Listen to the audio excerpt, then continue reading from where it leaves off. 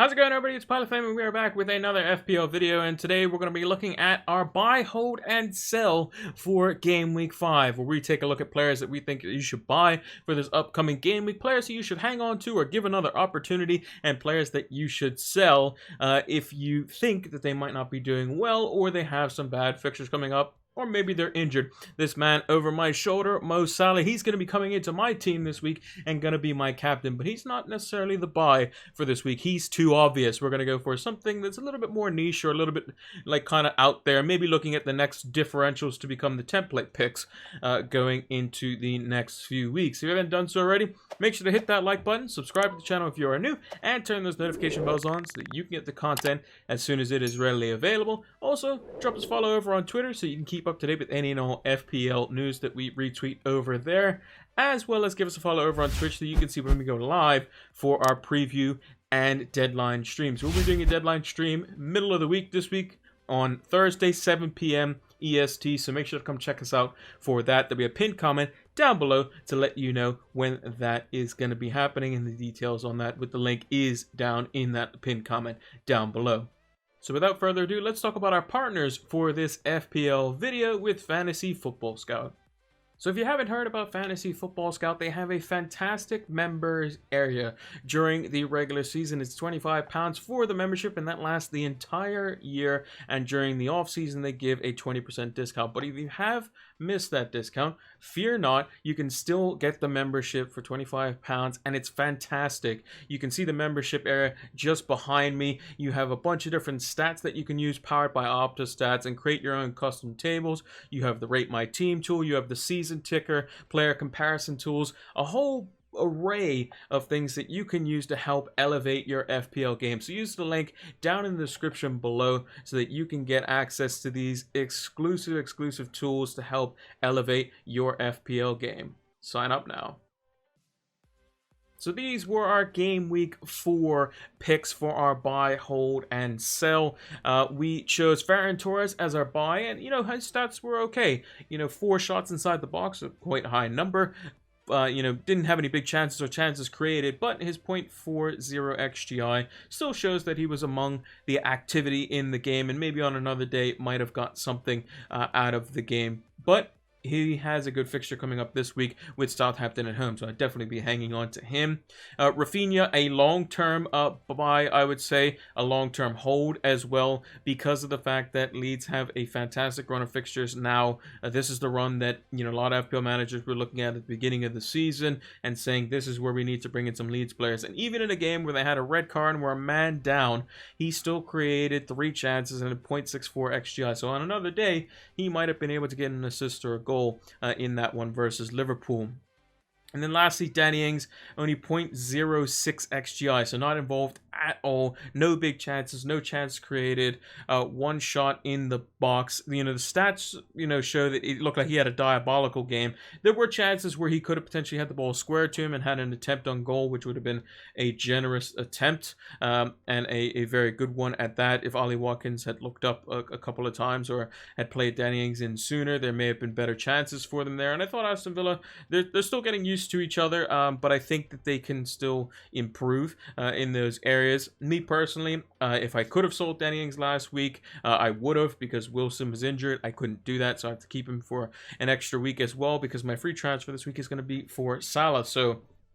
And I think that Danny Ings versus Everton at home isn't the end of the world. And they're going to have Emi Martinez back as well as Buendia, so I think they should be okay. So if you did sell him last week, you did okay on that exchange, especially if it was for likes of Ronaldo or Lukaku. So let's take a look at this week's buy for the week.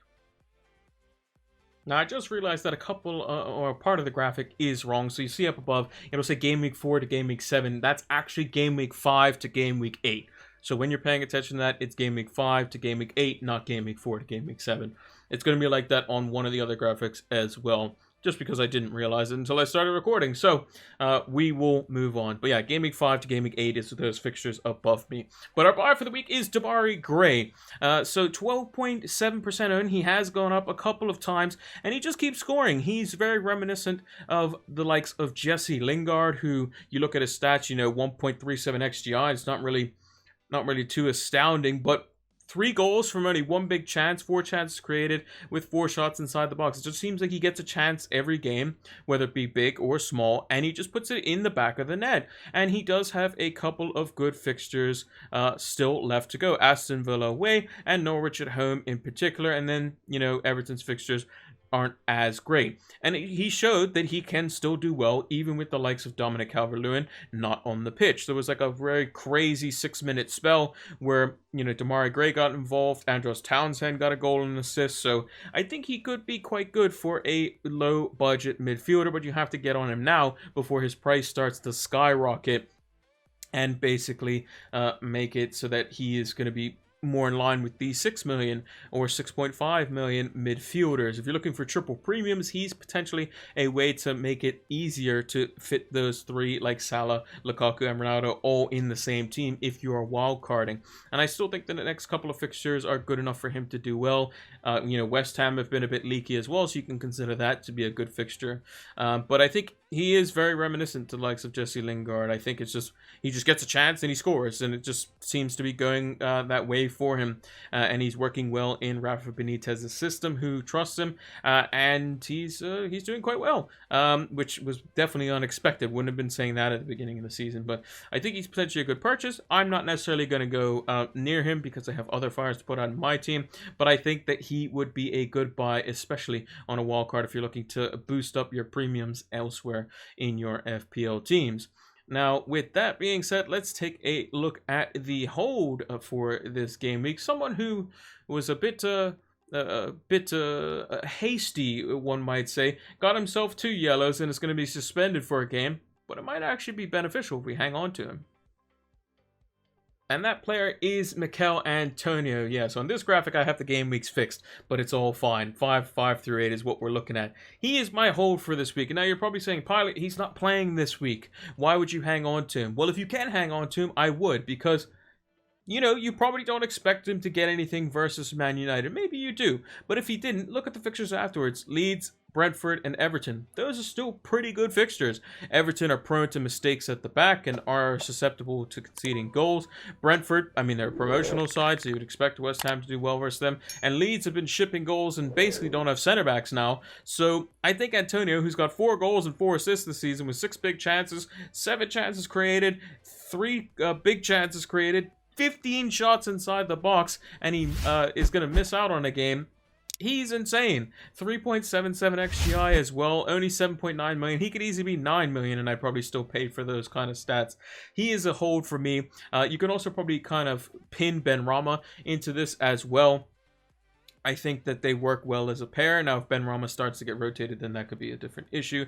But I think if you have the ability to hang on to Antonio, I would almost certainly hang on to him. Now, next week when we go to do the buy, hold, sell, he's going to be on 0 points because he didn't play. But just make sure that you at least have 1 sub available. So for myself, I will have Veltman versus Leicester at home. Not necessarily great, but I can always, take a hit to help boost my bench a little bit, maybe get in a Wolves defender, which might pay itself back almost immediately because Wolves are more likely to keep a clean sheet this week coming than the likes of Brighton. So I still think Antonio is definitely worth the hold.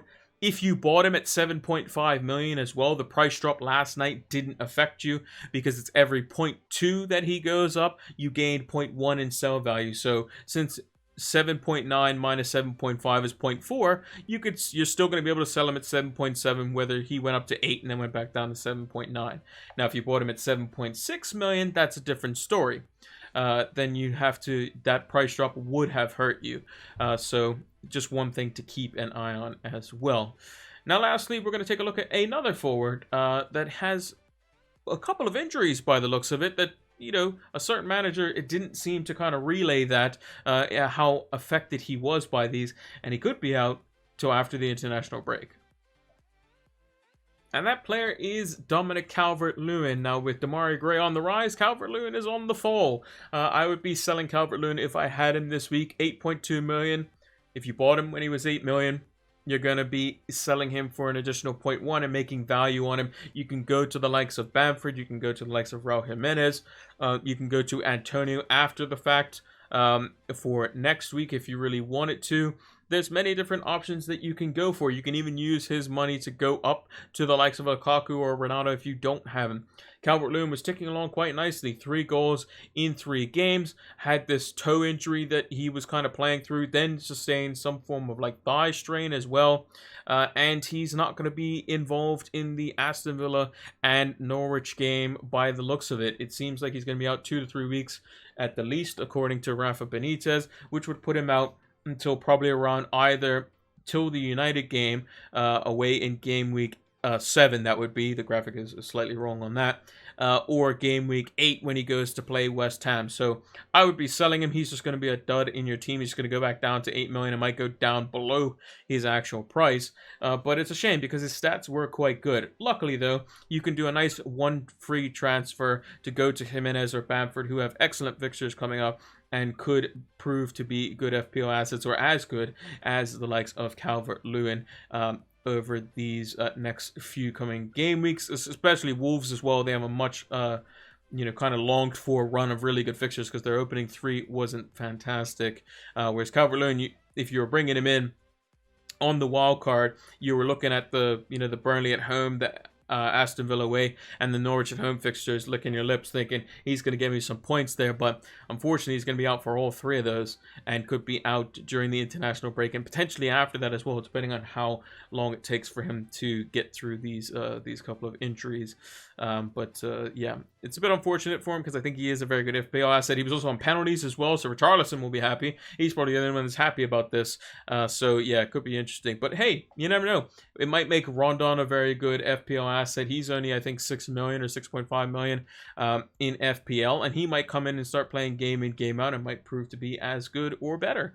Who knows? We'll have to wait and see on that front. But let me know in the comments down below which players you're looking to buy this week, which players you're looking to sell, and which ones you're looking to kind of hang on to or give another chance. Me personally, this is my own personal list. I'm buying Salah this week. I'm hanging on to Antonio, and I'm selling the likes of Bruno Fernandes so that I can captain Salah for this upcoming game week.